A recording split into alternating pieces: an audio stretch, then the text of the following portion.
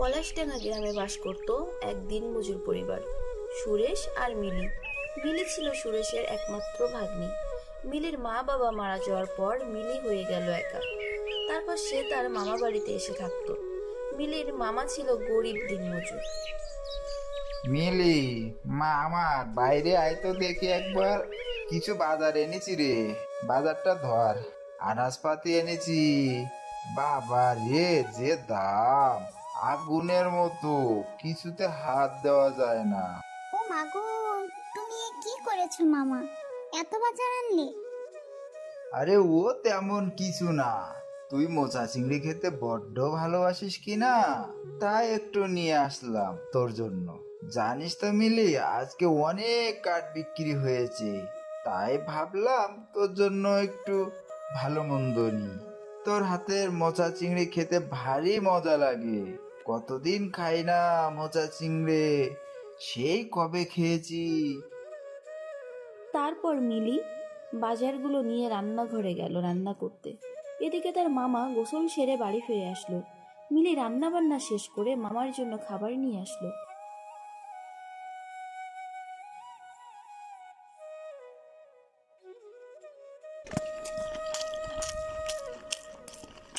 মোচা চিংড়িটা দারুণ হয়েছে। একদম তুই তোর মার গুণগুলো পেয়েছিস। তোর মায়ের হাতের রান্না খুব ভালো ছিল। তোর হাতের মোচা চিংড়ি যা মজা লাগে রে, সারাক্ষণ মুখে লেগে থাকে। আর একটু দিই মামা, এই নাও আর একটু। না থাক, আর দিস না, বেশি খাওয়া হয়ে গেছে।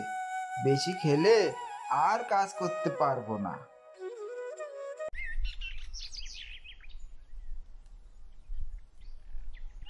পরের দিন সকালে প্রতিদিনের মতো সুরেশ গেল কাঠ কাটতে।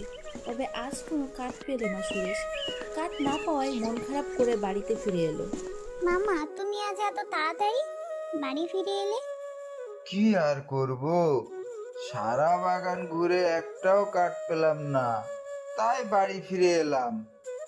দে দেখি আমার গামছাটা, পুকুর থেকে একটা ডুব দিয়ে আসি। এদিকে বাড়িতে একটাও দানা পানি নেই, কি করি এখন? যাই দেখি পাশের বাড়ি থেকে কাজ করে কিছু আনতে পারি কিনা।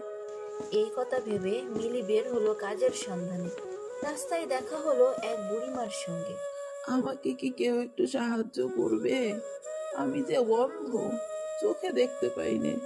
কেন, কি হয়েছে তোমার? তুমি কোথায় যাবে বুড়িমা?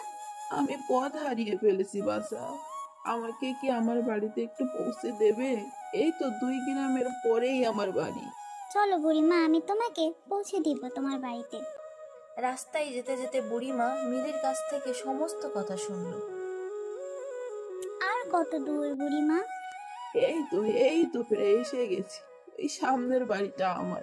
ওরে বাবা, বুড়িমা এত সুন্দর ফুলের বাগান, সাথে আবার একটা পুকুরও আছে। তারপর বুড়িমা তার পুকুর থেকে একটা লবস্টার ধরে মিলিকে দিল আর বলল, এই মাছটা নিয়ে যা, নিয়ে তোদের পুকুরে ছেড়ে দিস, দেখবি আল্লাহ চাইলে এতে তোদের মঙ্গল হবে। বুড়িমার কথার মতো মিলি তাদের পুকুরে মাছটা ছেড়ে দিল। পরের দিন সকালে দেখে তার পুকুরে লবস্টার মাছে ভরে গেছে।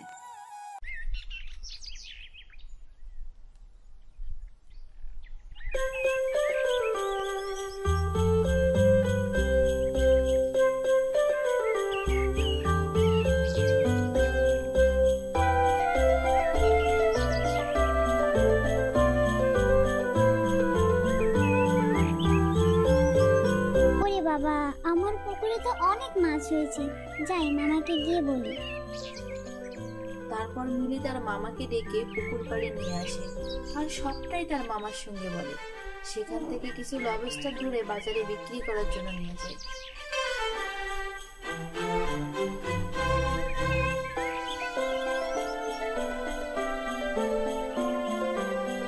আসুন আসুন, তাজা তাজা লবস্টার মাছ রয়েছে। আসুন আসুন, তাজা তাজা লবস্টার মাছ রয়েছে, নিয়ে যান। একদম কম দামে, মাত্র 300 টাকা কিলো তাজা তাজা মাছ পাবেন। এভাবে মিলিদের দিন ভালোই কাটতে থাকে। তাদের আর কোনো অভাব রইল না।